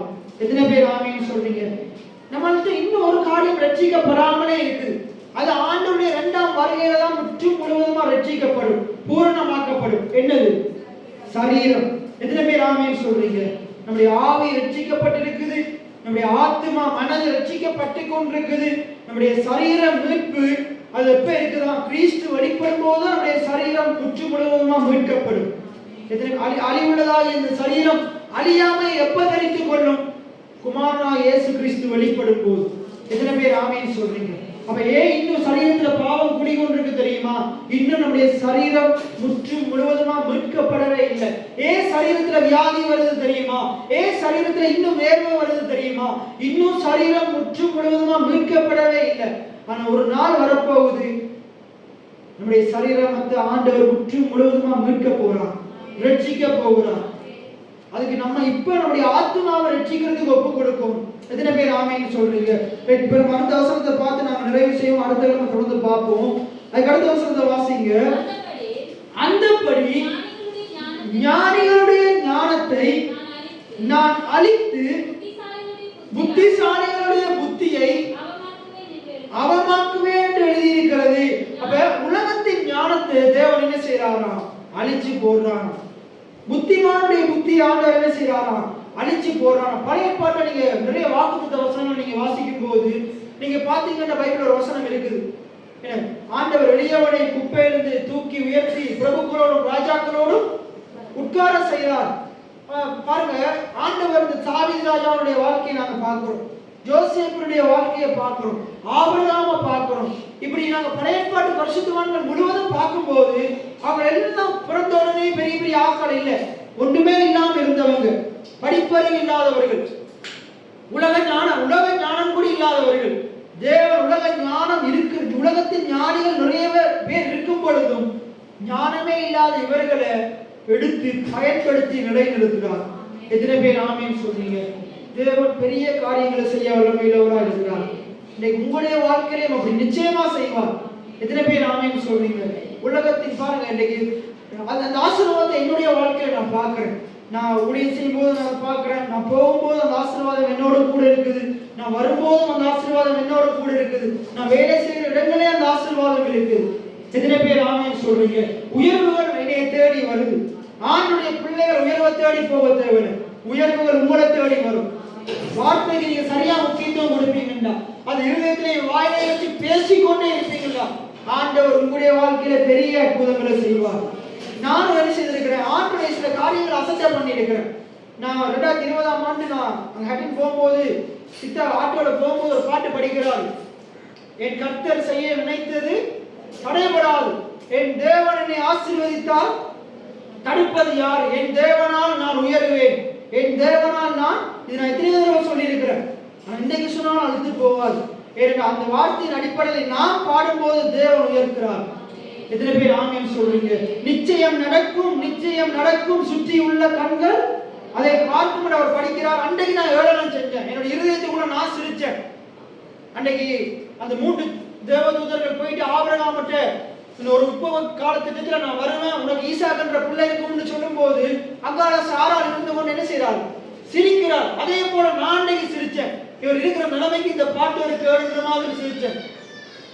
ஆனா ஆண்டவர் அவருக்குள்ள அந்த விசுவாசத்தை, அந்த பாடல் வரிகளை என்னுடைய வாயில வர வச்சாரு. அதை நான் படிக்க இன்றைக்கு அநேகருக்கு முன்பாக சுற்றியுள்ள கண்கள் எந்த பார்க்கத்தக்கதாக தேவன் உயர்த்துகிறத நான் பார்த்து கொண்டே இருக்கிறேன். எத்தனை பேர் ஆமென் சொல்றீங்க? அதே போல நீங்க இப்படிப்பட்ட பாடல்களை உங்களோட வாயில வைங்க, இப்படிப்பட்ட வார்த்தைகளை உங்களோட வாயில வைங்க. உங்களோட சூழ்நிலைகள் முழுவதும் எதிராக இருக்கும் போது நீங்க சொல்லுங்க, சுற்றி உள்ள கண்கள் வியந்து பார்க்கிற அளவுக்கு என் தேவன் என்னை உயர்த்த வல்லவராக இருக்கிறார். எத்தனை பேர் ஆமென் சொல்றீங்க? சூழ்நிலைகள் எல்லாம் எதிராக நடந்தாலும் இந்த சுவிசேஷம், தேவனுடைய இந்த சிலுவையை பற்றின சுவிசேஷம் சொல்லுது, அவர் தலையை சாய்த்தது நான் தலையை நிமிர்ந்து வாழும்படியாக. இதான் சுவிசேஷம். எது சிலுவையை பற்றின சுவிசேஷம்? எல்லாம் என்னோட கூட சொல்லுங்க. அவர் தலையை சாய்த்தது நான் தலை நிமிர்ந்து வாழும்படியாக. எத்தனை பேர் ஆமென் சொல்றீங்க? அவர் நிர்வாணமாய் தொங்கினது நான் நன்றாக உடுத்தும்படியாக. எத்தனை பேர் ஆமென் சொல்றீங்க? எத்தனை பேர் ஆமென் சொல்றீங்க? உலகத்துல நம்ம உபத்திரவப்படக்கூடாதுன்னுதான். அதான் பைபிள் சொல்ற, உலகத்தில் உங்களுக்கு உபத்திரவம் உண்டு, திடன் கொள்ளுங்கள், ஆண்டவர் உலகத்தை ஜெயித்துட்டார். அது என்ன சொல்லுது? அந்த அந்த சுவிசேஷம் என்ன சொல்லுது? அந்த வார்த்தை என்ன சொல்லுது? உனக்காக அவரே ஜெயித்துட்டார், உன்னாலும் ஜெயிக்க முடியும். அவரை விசுவாசிக்கிறவன் எவனோ அவர் செய்த கிரியைகளையும் செய்ய முடியும். அவர் உலகத்தை ஜெயித்தால் தானே நம்மாலையும் ஜெயிக்க முடியும். அதை பார்க்கிலும் பெரிய ஜெயத்தை பெற்றுக் கொள்ள முடியும். குதிரை யுத்த நாளுக்கு ஆயத்தமாகும். ஜெயமோ எத்தனை பேர் ஆமேன்னு சொல்றீங்க? எத்தனை பேர் ஆமேன்னு சொல்றீங்க? ஆண்டவர் ஜெயத்தை தருவார். இப்ப சிலுவை பற்றின சுவிசேஷம் என்ன சொல்லுதுண்டா, கல்வாரி சிலுவையில இயேசு என்னென்னத்தையெல்லாம் செய்து முடித்தாரோ அதெல்லாம் எனக்காக. அவர் பாடுபட்டது எனக்காக. முன்முடிய அவர் சுமந்து கொண்டது எனக்காக. அந்த பார சிலுவையை சுமந்து கொண்டது எனக்காக. கைகள்ல ஆணிகளை பாய்ச்சப்பட்டது அது எனக்காக. அவர் ரத்தம் சிந்தது எனக்காக. ஈட்டியால குத்தப்பட்டது எனக்காக. வஸ்திரத்தை கொடுத்தது எனக்காக. அவர் சகலவற்றையும் யாருக்காக செஞ்சாரு? எனக்காக செஞ்சார். அவர் உயிர் தெழுந்ததும் எனக்காகத்தான். எத்தனை பேர் ஆமேன்னு சொல்றீங்க? நான் நீதிமானாக்கப்பட்டேன். அவர் பாடுபட்டு மரித்து உயிர் தெழுந்தார், ரத்தம் சிந்தினார். எத்தனை பேர் ஆமேன்னு சொல்றீங்க? அப்ப இதான் சிலுவையை பற்றின உபதேசம். இப்ப நாங்க என்ன செய்யணும்? உலக பிரகாரமா சிந்திச்சு கொண்டிருக்காம அவர் எத்தனை லிட்டர் ரத்தம் சிந்திருப்பாரு, எத்தனை இஞ்சி ஆணி, அதெல்லாம் யோசிச்சு பார்த்துட்டு இருக்காதீங்க. அது ஒரு பிரயோசனம் இல்லை. எத்தனை இஞ்சி ஆணி, அது எத்தனை இஞ்சி ஆணியா இருந்தாலும் பரவாயில்ல, அந்த ரத்தம் என்னை விடுதலை ஆகுது. எத்தனை பேர் ஆமேன்னு சொல்றீங்க? நிறைய பேர் அதை ஆராய்ச்சி செஞ்சு கொண்டிருக்கிறாங்க. பாருங்க, உலக ஞானத்தின் அடிப்படையில தான் நம்ம ஆண்டவரை நம்புவோமா இருந்தா அது விசுவாசமே இல்லை. எனக்கு அந்த ஆணியை காட்டுங்க, நான் விசுவாசிக்கிறேன். அந்த ஆணியை காட்டு, இயேசு சுமந்த சிலுவையை நான் பார்த்தா தான் விசுவாசிப்பேன். ஆண்டவர் தோமாவுக்கு சொல்றார், நீ என்னை கண்டதினால் விசுவாசிக்கிறார், காணாதிருந்து விசுவாசிக்கிறவர்கள் யாராம்? பாக்கியவான்கள். எத்தனை பேர் ஆமேன்னு சொல்றீங்க? அப்ப ஆண்டவரிடத்துல சட்டம் பேசிக் கொண்டிருக்க கூடாது. உலகத்தின் ஞானத்தை ஆண்டவரிடத்துல பேசிக் கொண்டிருக்க கூடாது.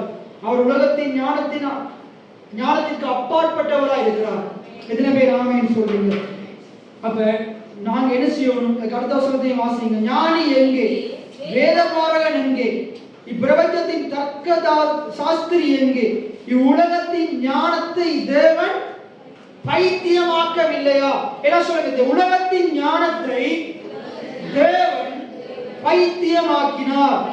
எத்தனை பேர் ஆமேன்னு சொல்றீங்க? உலகத்தின் ஞானம் என்ன சொல்லிச்சு? ஒரு கன்னி கர்ப்பவதியாக முடியாதுன்னு சொல்லிச்சு. ஆண்டவர் அந்த உலக ஞானத்தை பைத்தியமாக்கினார்.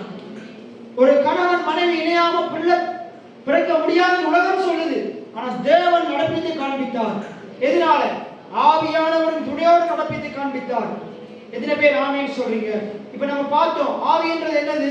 தேவனுடைய வசனம்.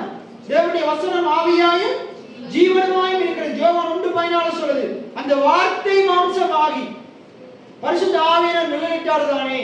அந்த ஆவியானவர், அந்த வார்த்தை மாம்சமாகி கிருபையினாலும் சத்தியத்தினாலும் நிறைந்தவராய் நமக்குள்ளே வாசமாகினார்.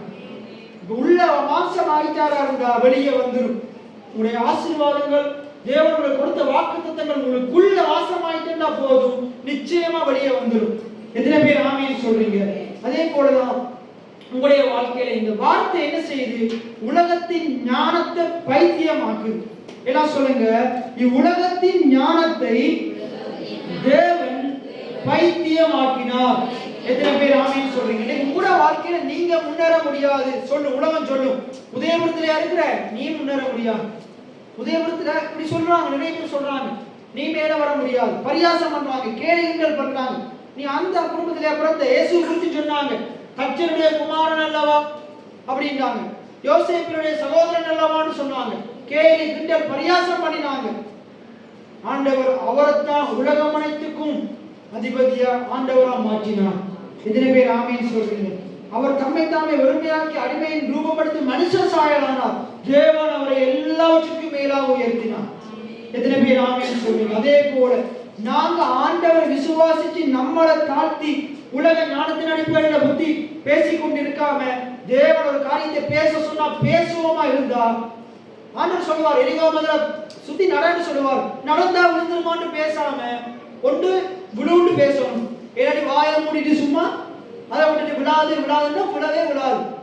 உங்களுடைய வாழ்க்கையில் அதான் நிறைய பேருடைய வாழ்க்கை நான் திருப்பி சொல்லிக்கொண்டே இருக்கிறேன். நீங்க எப்ப பிரச்சனையை பார்த்து பேசுறீங்களோ அப்ப அது உங்களுக்கு கீழ்ப்படியும். எத்தனை பேர் ஆமேன்னு சொல்றீங்க?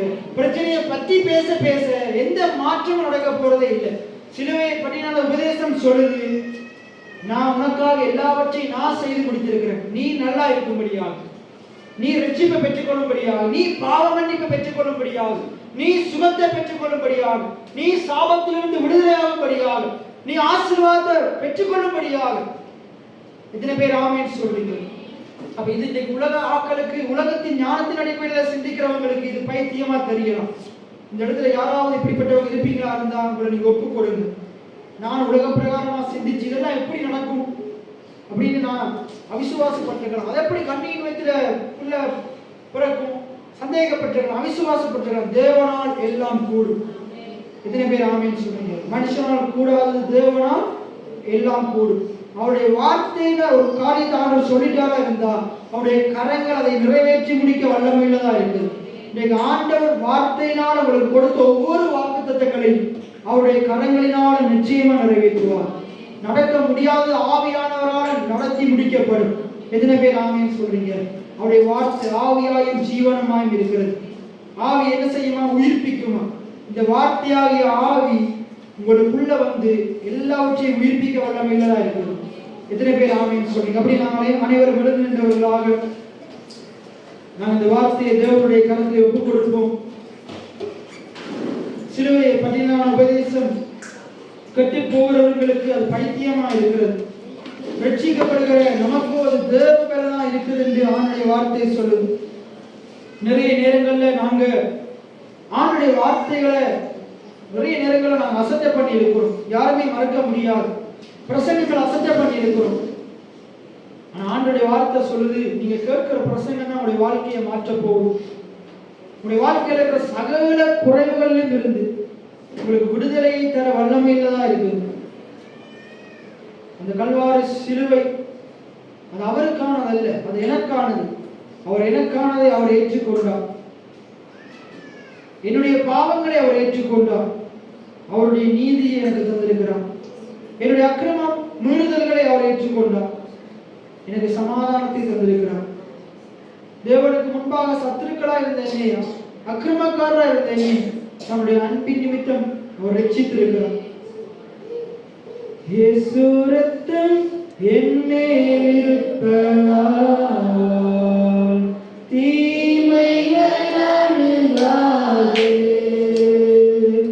இயேசு ரத்தம் என் மேல் இருப்பதால் வியாதிகள் அணுகாது. இயேசு ரத்தம் என் மேல் இருப்பதால் தீமைகள் அணுகாது. இயேசு ரத்தம் என் மேல் இருப்பதால் வியாதிகள் அணுகாது.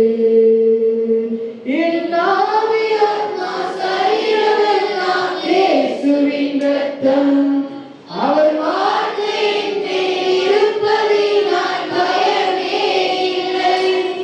என் ஆவி ஆத்மா சரீரமெல்லாம் இயேசுவின் ரத்தம் அவர் வார்த்தையின் மேல் இருப்பதினால் பயமே இல்லை. இயேசு ரத்தம் என் மேல் இருப்பதால் தீமைகள் விசுவாசத்தோடு படிப்போம். இயேசு ரத்தம் என் மேல் இருப்பதால் வியாதிகள் அணுகாது. பொல்லாத ஆவிகளின் சேனைகளோடு நான் போராடி ஜெயித்து ஜெயமெடுப்பேன். விசுவாசத்தோடு பொல்லாத ஆவிகளின் சேனைகளோடு நான் போராடி ஜெயித்து ஜெயமெடுப்பேன். என் ஆவி ஆத்மா சரீரமெல்லாம் இயேசுவின் ரத்தம் அவர் வார்த்தை என் மேல் இருப்பதினால் பயமே இல்லை. என் ஆவி ஆத்மா சரீரமெல்லாம் இயேசுவின் ரத்தம் அவர் வார்த்தை என் மேல் இருப்பதினால் பயமே இல்லை.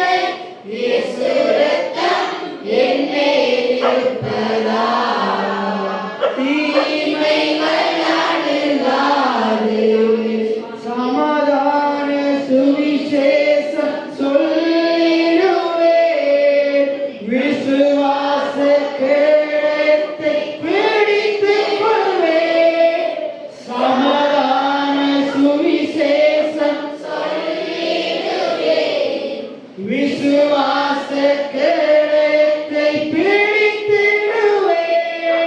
என் ஆவி ஆத்மா சரீரமெல்லாம் இயேசுவின் இரத்தம். அவர் வாக்கு என்னில் இருப்பதினால் பயமே இல்லை. என் ஆவி ஆத்மா சரீரமெல்லாம் இயேசுவின் இரத்தம். அவர் வாக்கு என்னில் இருப்பதினால் பயமே இல்லை. இயேசு இரத்தம் என்னில் இருப்பதால் தீமைகள் அணுகாது.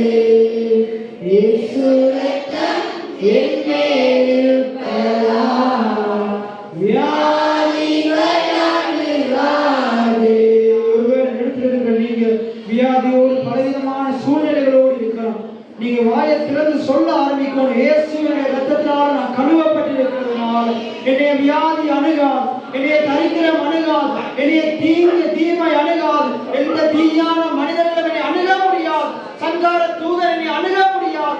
என்னுடைய ஆவி ஆத்மா சரீரம் எல்லாம் ஆண்டவருடைய இரத்தத்தினால கழுவப்பட்டதா இருக்கிறது, சுத்திகரிக்கப்பட்டதா இருக்கிறது. எதுவும் என்னை அணுக முடியாது, எதுவும் என்னை அணுக முடியாது, எதுவும் என்னை சேதப்படுத்த முடியாது. எனக்கு விரோதமாய் எழும்பும் ஆயுதம் வாய்க்காதே போகும். வாதை என் கூடாரத்தை அணுகாது, என் சபையை அணுகாது, என் பிள்ளைகளை அணுகாது, எந்த தீமையும் என்னை அணுகாது. கர்த்தர் எல்லாவற்றையும் நன்மையாக மாற்றுகிறவராய் இருக்கிறார், நன்மையாக மாற்றுகிறவராய் இருக்கிறார். நல்ல ஆண்டவரே, அருமையான நாளுக்காய் நன்றி செலுத்துகிறேன். இந்த பரிசுத்தமுள்ள ஓய்வு நாளிலும் உடைய சமூகத்திலே வர உடைய ஆவியான ஜீவனான எங்களை உயிர்ப்பிக்கிற உடைய வார்த்தைகளை கேட்க தந்த மாபெரும் சலாக்கியத்துக்காக நன்றி செலுத்துகிறோம். எத்தனையோ பேர்கள் இந்த நாளை காணாதபடி மரித்து போனார்கள். நாங்கள் நிற்பதும் நிர்மூலமாக இருக்கிறது, சுகமுடன் வாழ்வதும் உடைய கிருபையாக இருக்கிறது. சுவாமி, உடைய அந்த விலையேற பெற்ற கிருபைக்காய் நன்றி செலுத்துகிறேன். ஆண்டவரே, தொடர்ந்துமாய் ஆண்டவரே உடைய வார்த்தையின் மூலமாக உடைய ஆத்மாவை அப்பா நாங்கள் உயிர்ப்பிக்கிறதுக்கு ஒப்புக் கொடுக்க எங்களுக்கு உதவி செய்வீராக. உடைய ஆவியாகிய வார்த்தை எங்களை மறுரூபப்படுத்துவதாக, எங்களுடைய சிந்தனைகளை புதிதாக்குவதாக, எங்களுடைய உலக பிரகாரமான யோசனைகளை பிடுங்கி எறிந்து கிறிஸ்துவின் சிந்தனைகளை தருவதாக. சுவாமி, அப்படிப்பட்ட விதத்தில் நீர் எங்களை மாற்ற வேண்டும்படியாக ஜெபிக்கிறோம். தொடர்ந்து உடைய வார்த்தைக்கு முக்கியத்துவம் கொடுக்க உதவி செய்வீராக. இந்த வார்த்தையின் மூலமாக தேவன் உண்டு பண்ணினவைகளை பார்க்க கேட்க இருதயத்தில் தோன்ற நீர் உதவி செய்வீராக. எங்கள் பரிசுத்த ஆவியானவர் தாம் எங்களுக்கு அதை வெளிப்படுத்துவீராக. சுவாமி, வெளிப்படுத்துவீராக. எழுதப்பட்டிருக்கிற வார்த்தையின் வெளிப்பாடுகளை இன்னும் அதிகமாக எங்களுடைய ஊழியக்காரர் மூலமாக எங்களுக்கு போதிப்பீராக. சுவாமி, இந்த நாடகமாக வந்த ஒவ்வொரு ஜனங்களையும் நான் ஆசீர்வதிக்கிறேன். சிறியோர் முதல் பெரியோர் வரைக்கும் நான் ஆசீர்வதிக்கிறேன். உடைய தொழில் வளங்கள் ஆசீர்வதிக்கப்பட்டிருப்பதாக, அவருடைய களஞ்சியங்கள் பூரணமாய் நிரம்பி வருவதாக, கையில் பிரயாசங்கள் ஆசீர்வதிக்கப்படுவதாக, குறைவுகள் நிறைவாவதாக, வியாதியிலிருந்து விடுதலை கொடுப்பீராக. ஆண்டவர், இன்னும் என்னென்ன காரியங்கள் இருதயத்தில் வைத்திருக்கிறார்களோ, நீதிமான் விரும்புகிற காரியம் அவனுக்கு கொடுக்கப்படும் என்ற வார்த்தையின் பிரகாரமாய், நீதிமானுடைய ஆசை நன்மையான வார்த்தையின் பிரகாரமாய் நான் அறிவிக்கிற தேவன் அவருடைய சுவிசேஷம் இவருடைய சகல காரியங்களை நிறைவேற்ற வேண்டும்படியாக ஜெபிக்கிறோம். இந்த பிள்ளைகளை நீங்க பாதுகாத்துறீங்க, தப்பி வைத்துறீங்க. இந்த பிள்ளைகள் இந்த கிழமை முழுவதும் பெரிதான நன்மைகளினாலே இவர்களை வருஷிக்க பண்ணுவீராக. இந்த கிழமை முழுவதும் நம்முடைய வாயையும் இருதயத்தையும் கவனமாய் காத்துக்கொள்ள இந்த பிள்ளைகளுக்கு நீங்க உதவி செய்ய. ஆண்டவரே, கட்ட வார்த்தையிலும் வாயிலே புறப்படலாக, மற்றவர்களுக்கு பிரயோஜனமான நல்ல வார்த்தையை பேசுவார்களாக. அதன் மூலமாய் நல்ல பலன்களை பெற்றுக்கொண்டு இந்த உலகத்திலே சமாதானமாய் சம்பூர்ணமாய் சாட்சியாய் வாழ்வார்களாக. அருமையான வார்த்தையை கொடுத்ததற்காக நன்றி செலுத்துகிறோம். உங்களை தாழ்த்தி உயர்த்தி ஆண்டவராய் இயேசுவின் நாமத்தினாலே ஜெபம் ஏறெடுக்கிறேன் நல்ல பிதாவே, ஆமென். கர்த்தராகிய இயேசு கிறிஸ்துவின் கிருபையும் தேவனுடைய அன்பும் பரிசுத்த ஆவியானுடைய அந்யோன்ய ஐக்கியம் ஆசீர்வாதம் இந்த பூமியின் கடைசி பரியந்தம் ஆண்டுடைய வருகை பரியந்தம் உங்கள் அனைவரோடும் கூட இருப்பதாக. ஆமென். என் ஆத்துமாவே கர்த்தரை ஸ்தோத்திரி, என் முழு உள்ளமே கர்த்தருடைய பரிசுத்த நாமத்தை ஸ்தோத்திரி. என் ஆத்துமாவே கர்த்தரை ஸ்தோத்திரி, கர்த்தர் செய்த சகல உபகாரங்களை மறவாதே. ஆமென். கர்த்தர் உங்களை ஆசீர்வதிப்பாராக.